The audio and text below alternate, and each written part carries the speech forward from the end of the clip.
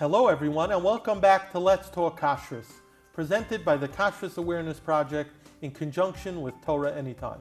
Today I am joined by Rabbi Akiva Niehaus, Director of Kashrus Operations at the CRC, the Chicago Rabbinical Council, and Rabbinic Coordinator of Liquor at the CRC. Thank you for joining us again. Thank you.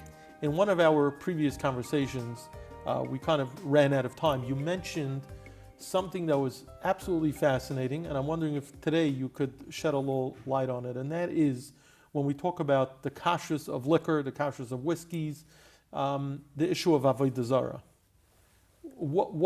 First of all, what type of items would have such a concern?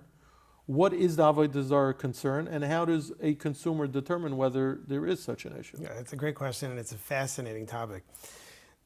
In our segment about sake, I mentioned that I had the great opportunity to visit Japan and learn about sake firsthand. And Japan is a very religious culture. And in fact, we were shocked to see that in every company we visited, they have an Avodah Zara shelf right in the front.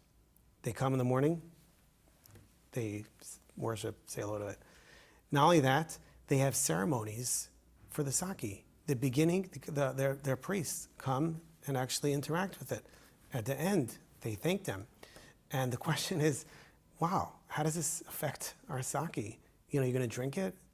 Was it part of that process? That's really the question. That's exactly the question. Wow. And this is something in the Western culture which you don't even think about. And just seeing it firsthand just brought it to light. Wow. So we looked into it more, and we spoke to people that are very familiar with it. And they basically said that it looks worse than it is, meaning that in the morning when they come and greet their Avodah Zara, it's really just asking for hatzlacha. Obviously, as and you witnessed this when you went? Absolutely. You saw it? There's a shelf. It's a shelf. I don't know what it is, but on the street corners in Japan, there's these just out of nowhere. Like these statues? Correct. And it's some sort of like objects. I don't know exactly what it is. They may not even, I don't honestly don't really know how they interact with it, but basically they're just lahavdol. It's davening for hatzlacha.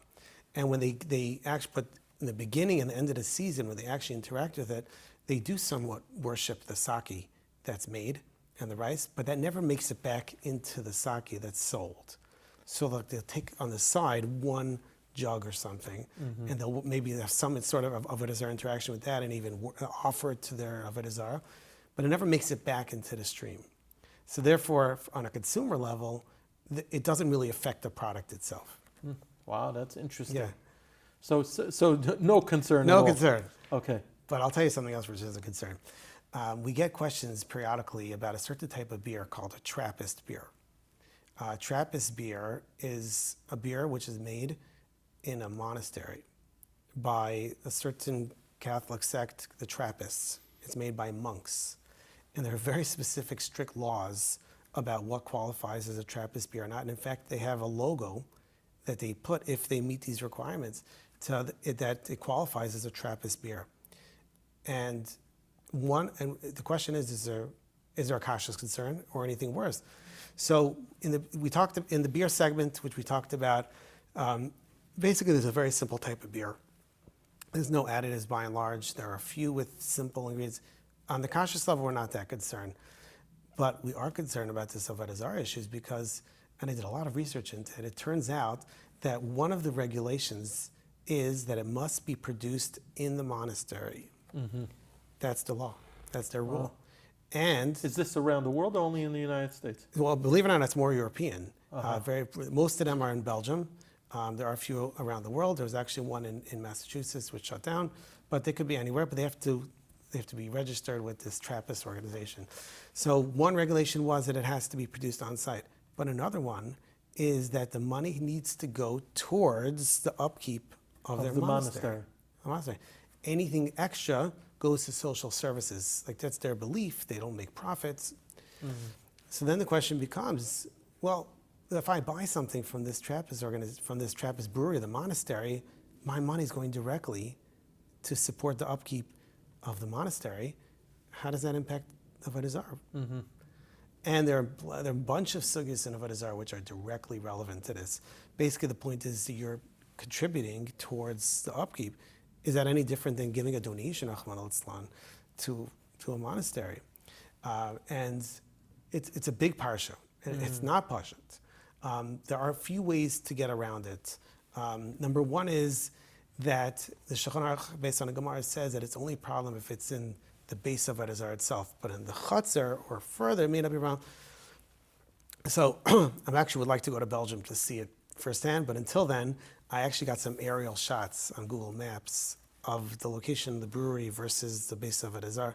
And it does seem that it's a separate area. A separate building. Why, by the way, why would someone buy a Trappist beer? Does it have a different taste? It's a different taste, and apparently it's some of the best beers in the world. It's supposed to be a good beer. I was because otherwise the conversation would be moot. 100%. Right, but you're saying there is something special about it that people would want. And the beer guys keep asking the question. They were like, so I've never tried it because of these questions, but it's certainly fascinating. So that was one potential approach, is that maybe it's not in the base of Avodah itself, but another consideration is the fact we mentioned in a different segment that there's a 3-tier system for distribution of liquor in America: the manufacturer, distributor, and retailer. So think about it. You have this brewery in Belgium, which is in the monastery, which is making this Trappist beer. Maybe it's only a problem if you buy directly from the monastery, but if you buy it at a retail store, go to a liquor store in America, you know how many steps away you are? Right. It went from the manufacturer to the distributor to the... So your money's going to the retailer. Exactly. So that would potentially be another way. Now, I don't know if it's appropriate to buy this beer then, because ultimately... more of a hashkafa question? That might be a hashkafa question. Speak to your Rav. But at least on a Zara level would seem to be perhaps only a problem if one buys directly from the monastery itself. Wow, okay. But there we go. Who thinks I was going to say, we've done so many of these segments, Kanai Hurricane Yerbu, but who would have even thought of these things? So Correct. It's a fascinating topic, and I appreciate you being here to talk about it. Thank you.